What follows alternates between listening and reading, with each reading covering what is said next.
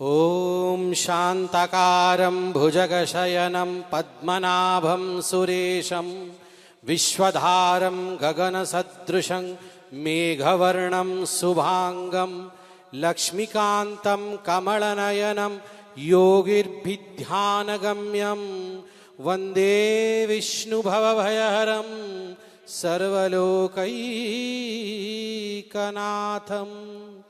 जय जगन्नाथ, जय जगन्नाथ, जय जगन्नाथ। आज मेरे लिए सौभाग्य का विषय है कि हमारे पुरुषोत्तम धाम में, पुरुषोत्तम क्षेत्र श्री क्षेत्र पुरी में बागेश्वर धाम सरकार आदरणीय गुरुजी श्री धीरेन्द्र कृष्ण शास्त्री जी का पदार्पण हुआ है। कुछ दिनों से आप सभी को उनका सानिध्य प्राप्त हो रहा है, उनका कथन, उनका प्रवचन, उनका मार्गदर्शन प्राप्त हो रहा है। ये हमारे लिए बहुत खुशी का विषय है, प्रसन्नता की बात है। पुरी के सांसद के नाते इस महान विभूति को मैं प्रणाम करते हुए उन्हें यहाँ स्वागत करता हूँ और उन्हें धन्यवाद अर्पण करता हूं कि इन्होंने यहां आकर के जिस प्रकार पुरी के निवासियों का दुख सुना है, उन्हें आशीर्वाद दिया है, उड़ीसा के लोगों के प्रति एक तन्मयता दिखाई है, ये अद्भुत है। और मैं उनसे निवेदन भी करता रहूंगा कि इसी प्रकार अपने साथ हनुमान जी को लेकर वो यहां आते रहें और हम सब की जिंदगी को, हम सब के जीवन को हनुमानमय बनाते रहे। जय श्री राम। देखिए, कभी कभी मैं सोचता हूं कि कितनी अद्भुत जीवन है हनुमान जी की। उन्होंने अपने लिए कुछ भी नहीं मांगा, कुछ भी नहीं मांगा अपने लिए। वो हमेशा अपने प्रभु, अपने स्वामी, अपने सर्वस्व राम जी के चरणों पर ही उन्होंने अपना गुजर बस किया। कुछ भी चाहा तो राम के लिए चाहा, कुछ भी किया तो श्री राम के लिए किया, जो भी इच्छा थी तो श्री राम के लिए थी। तो अंततो गत्वा नारायण जी के पास और कोई रहा नहीं था। नारायण जी ने अपने नाम से भी बड़ा नाम कोई रखा तो वो हनुमान रखा।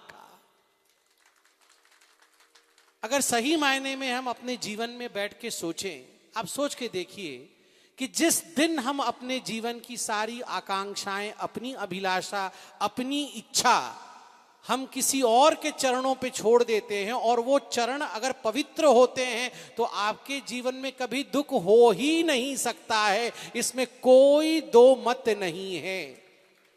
हनुमान, हनु का अर्थ ठुड्डी होता है ना, ये ठुड्डी जो है ये हनु है।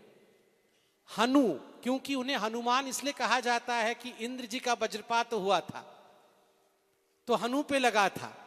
तो हनु तक, ठुड्डी तक संसार का पालन करना, मगर ठुड्डी के ऊपर जो मस्तक है वह मस्तक वैराग्य में होना चाहिए, वह मस्तक राममय होना चाहिए। हाथ संसार में अपने भरण पोषण के लिए काम करे, पैर यात्रा करे तो संसार में संसार को चलाने के लिए यात्रा करे।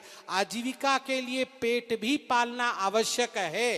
हृदय की गति संसार के अनुसार चलेगी, किंतु मस्तक में चिंतन, ठुड्डी के ऊपर, हनु के ऊपर का चिंतन केवल महाप्रभु श्री जगन्नाथ का हो, तब जगन्नाथ जी आपके सभी दुखों को हर लेंगे। ये हमें सदैव याद रखना है। और अधिक तो हम सब महाराज जी को सुनेंगे, चूंकि आप हमारे क्षेत्र में आए हैं।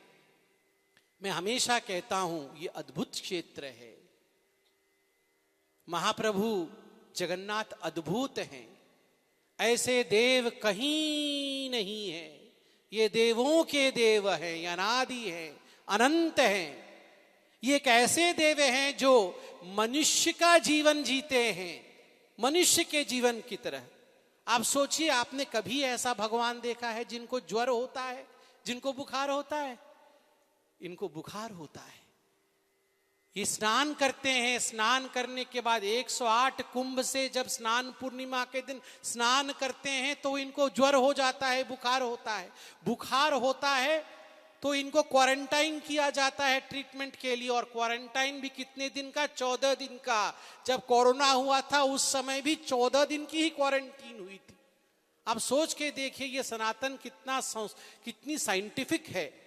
भगवान की चिकित्सा होती है, मनुष्य चिकित्सा करते हैं भगवान की, और उसके पश्चात भगवान भी उब जाते हैं कि चलो मुझे अपनी मौसी के घर लेके चलो। अपनी मौसी के घर जाते हैं रथ पर बैठकर, और उस समय दीनहीन गरीब रोगी जो उनके दर्शन करने उनके दरबार नहीं जा सकते हैं, भगवान बाहर निकलकर अपना दर्शन देते हैं कि अरे तुम मत आओ, मैं तुम्हारे पास आ रहा हूं, मैं ही लोकतंत्र हूं, मैं ही हूं जो तुम्हारे हृदय में निवास करूंगा। वो रथ में आते हैं, मौसी के घर जाते हैं, मौसी के घर से वापस आते हैं, दोनों भाई और बहन तीनों आते हैं। लक्ष्मी माता को लेकर नहीं जाते हैं, लक्ष्मी माता नाराज हो जाती है।